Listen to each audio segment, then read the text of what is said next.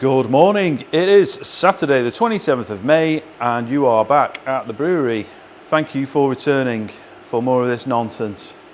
It's been a bit busy, sorry, no video for the last 2 weeks, but you did have 3 just before that, so I don't feel too guilty. A few things going on, let me bring you up to speed. We have extended the cold rooms and clad them a little bit purely to make them look a little bit neater. With some of this plastic, I don't know what it is. It's the sort of stuff you get cheap signs made from. Corrugated, Correx, that's what it's called. Correx, I've been trying to remember that all day. Correx type stuff. So we've clad the doors in that, which just looks a little bit neater. We went to oh yeah, an extra one. Nearly missed that, didn't we? Yeah, they're multiplying. I got chills, they're multiplying. I apologise. We've also been to town on the OSB. These plasterboard walls are okay, but they do get splashed.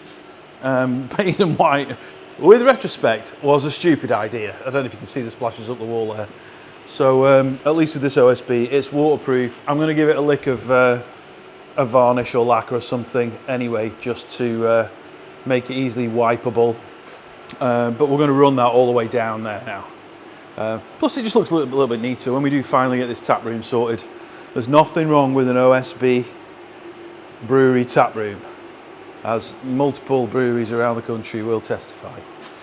I've also started, as you can see here behind the door here in this corner, it's a little bit bright, I'm sorry, I'm not sure if the sun glare is making that visible or not, but we've got a couple of panels here and here as well, and this one goes all the way up. And I'm planning to continue that around the corner just to really screen off all the crap we've got on the top there, so it's not quite so visible. We'll run it along there as well to the same height as that board and all the way down. Yeah, extra cold room. We were rapidly running out of space, and as I knew that this, let me just back up and I'll show you. This is today's racking. 15 kegs of Get Lucky, 4 casks of Get Lucky, 8 casks of Murgy, and 8 casks of Cross Stout. And somehow I was going to have to squeeze it into those 2 rooms with the beer that's already in there, and it wasn't going to happen, was it, honestly? So we built another one. That's still not big enough for all of it. It will let us get about 18 casks in there. So we're still a little bit short, but there is some space in the other 2. I'll just open up and show you actually. Give me a second.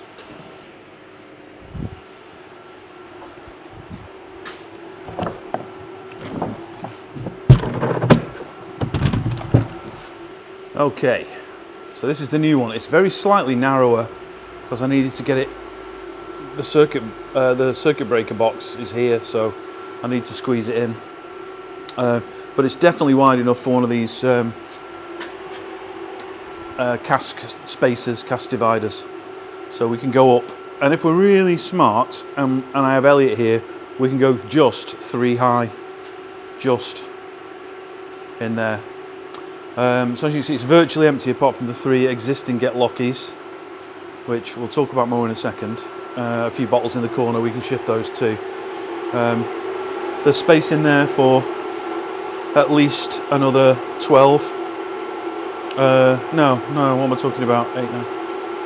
1, 2, 3, 4, 5, 6, 7, 8, 9, 10, 11. We can get 11 more in there, and we can get some in there as well. So I think we might just squeeze it in. It might be a bit stacked, but I've not got any more racking to do because there's nothing being brewed until next weekend.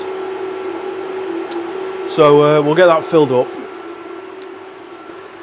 Also, we have been spending a little bit of money. We don't make a lot of money, as you know, but what bit we do make is always reinvested back into new kit at the moment. You know, obviously with having an actual job, we don't really need to take any money out of this business, so we'll just continue to buy stuff to make it a better place. A bit more automation needed here and there, and anything that's going to improve the quality, then we'll do it. And that's what we've done here. So as you know, we're bottling currently. We're bottling beer from the fermenter, uncarbonated. We're bottle conditioning with priming sugar, and that's great. And it's natural, and camera love it, and etc. But there's still a chunk of sediment in the bottom of the bottle. You don't care, and I don't care when I'm drinking it. But if I'm trying to appeal to, you know, people that don't do craft beer normally, there's an expectation that the beer is not full of sediment at the bottom, and you can pour the whole bottle out, and you can even swig from the bottle. So we do have to cater to that audience too, I think. So some of our beer will be filled pre-carbonated. We'll keg it first, get it up to the right level of carbonation, and then we'll bottle it carbonated, no sediment. This duo fill is how we do it. It mounts on the wall on this little TV arm thing. You can push it back out of the way, get it just where you need it, but you insert a can, place it on the foot plate, press the start button, and it will purge the can with CO2, fill it with beer, a bit of foam on the top, put the cap on, and then we move it across to the cannula here, which I have picked up locally. It's only had 100 cans through it. It's basically new. And we can get the cans seamed on that. So hardly mass production, one at a time or two at a time, but good enough for our purposes. My only wish is I bought the one with the splash guard, because we're going to be a bit messy, I think. But anyway, we can work on that. They're washed. Well, they're rinsed. They need to be causticed, and then acid rinsed, and then filled, and then put into there with the help of Elliot the Wonder Boy. Or was it Boy Wonder? I don't know. 1:10. We are a little bit behind time, unfortunately. Just move away from the noise over there so you can hear me better. But that's okay. We had a visitor and a good chat, but it has set me back about an hour. So all the casks that you see there, 20 of them, have all been causticed. These are the kegs, which are in the process of getting their caustic wash over there at the moment. And then once they're done, we'll change over the rig so that we're sanitize the casks and get them filled. I was really hoping to have the Monaco qualifying on up there, but the TV's broken, won't turn on, and I haven't got time to investigate, so I'll probably miss it. I'll watch the highlights anyway. Not a big deal in the grand scheme of things anyway. Elliot's here, hidden from view, doesn't want to be on the camera, obviously. Where's he gone? Let's go find him. There he is, hiding out there. He does exist. He's helping me get these washed and filled and then loaded into the cold rooms shortly. Right, I better crack on. We are about to rack, but we've just got to get all the yeast out of the valve and the pipe into the bottom. Takes a minute. Can't really rush it. I mean, you could put a bit of pressure in the top. It's going to go now, I think.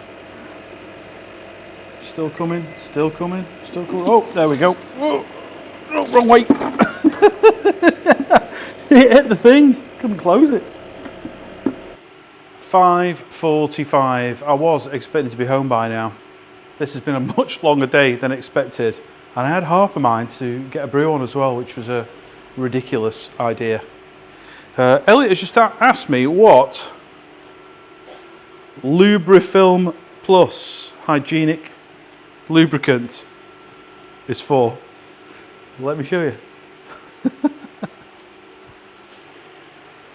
Because we're taking these spears out, and we're not supposed to, there's a little rubber O-ring at the back, and with repeated screwing in and unscrewing, it's going to wear, and we want to keep that seal in good condition, so we just put a tiny little smear